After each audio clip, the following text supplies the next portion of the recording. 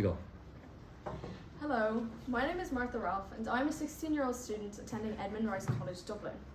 Today I will be focusing on the topic of feminism. Feminism is defined as the advocacy of women's rights on the basis of equality of the sexes. Although we've come very far in the past few decades, there's still a lot of work to do, and this is what I'd like to talk about today. The topic of gender inequality first sparked my interest when at 8 years old I was confused as to why I was being called bossy for wanting to direct my school shows, whilst my male counterparts were called assertive for doing the same. When at 12, being told to be aware of my surroundings whilst walking home from school. When at 14, dropping out of sports as I didn't want to be made fun of for the way I played. When at 15, my male friends are told to toughen up and act like a man. Today, at 16 years old, I'm still told that I'm bossy for taking on leadership roles in projects. I've had men tell my friends to get me under control. I've been told that I'm too much, that I take up too much space, and upon reflecting on these experiences with my female friends, I realised that they've all gone through similar situations. On top of this, the media plays an important part in how women are perceived. It is so easy for people to post things that are incorrect on the internet, and young men are now being influenced by people like Andrew Tate and Donald Trump, people who are putting forth harmful ideas on how women should be treated. I have many male friends that are all wonderful people. However, they're being led astray by these so-called influencers who, rather than to learn to respect and treat women well, are being taught that women are objects, that the only thing they're good for is staying at home, that they should be compliant and not take up too much space. The media also plays a role in how women feel they should look. We're told to wear makeup, but not too much, otherwise we'll look fake. If we wear joggers and a t-shirt, we're told to clean up, that we're not presentable. But when wearing a skirt and blouse, we're trying too hard. If we eat, we're too fat, and if we don't, we're too skinny. Photoshop and plastic surgery are being used to create these ideal but impossible body standards, and us young women don't know how to measure up to this. But the truth is, it's not real. It is truly impossible to measure up because it's fake, but still we strive to look like the girls we see on our Instagram feeds. At 16 years old, I've had my body and face criticised, I've been called ugly amongst other disgusting things, and I'm sure my female peers have gone through the same things. At 16, I should be thinking about my leaving cert, about what I want to pursue when I leave school, not about how I look in school or if I have enough makeup on. Now, the real question is, how do we stop this? I believe there needs to be further emphasis on the topic of feminism and equality in schools across the country. People need to be educated in these issues in order to be more aware of how their words and actions can affect others.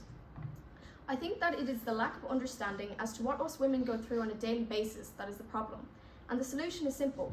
We need to educate and listen to women's experiences in order to empathize with their situations and stop listening to men who think they have the right to speak about women's issues.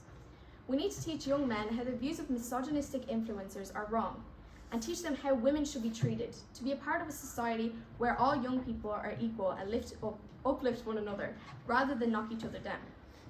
Secondly, I'd like to address how women are impacted when leaving school. For starters, there is a major pay gap between men and women when going to the workplace. According to PwC's article titled The Gender Pay Gap Analysis, there was a mean gender pay gap of 12.6% in December 2022. According to this, 48% of the 500 companies who the survey was based on disclosed a gender pay gap above the national average. 82% of companies paying a bonus disclosed a bonus gap in favour of males, with the mean hourly bonus gap estimated at 22.9%. These gaps are for the same roles, and it is truly unfair that men get more money for women for doing the exact same job. It is vital that this is changed for the future. While some organisations have put in quota targets to address the imbalance, many more need to catch up. We need to increase female quotas in positions of politics, finance, banking, insurance, and in the legal and construction fields, to name a few. Not only do these need to be put in place, but research needs to be conducted to understand what the issues are that cause this imbalance and prevent more women from moving into these industries.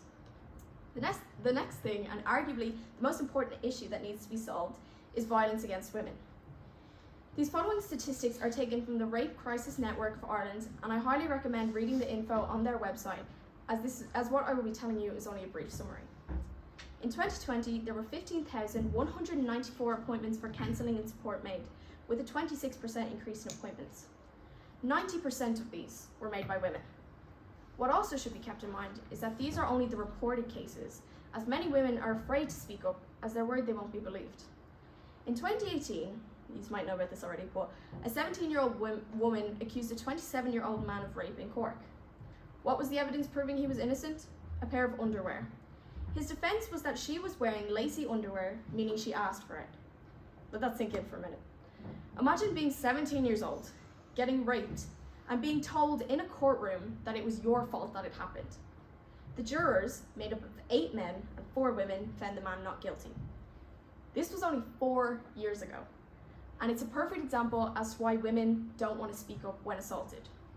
So yet again, the question is, how do we stop this? A few months ago, a man named Alex Walsh came into our school to give myself and my fellow TY students a workshop on self-defense. For the first 2 hours, however, he educated the class on consent. It was truly an amazing talk, and I could see the attitudes change in some of the people in my year.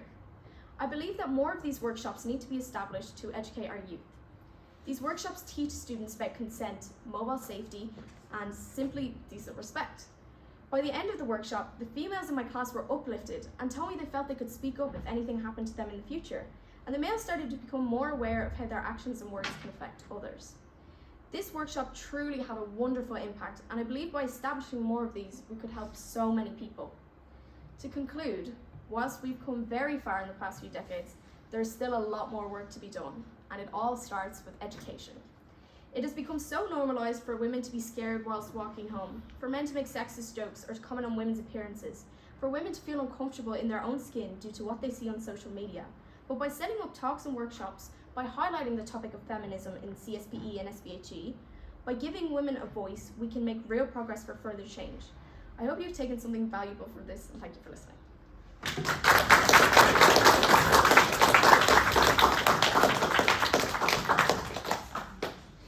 Wonderful, Marth. Thank you very much. Any questions from anybody?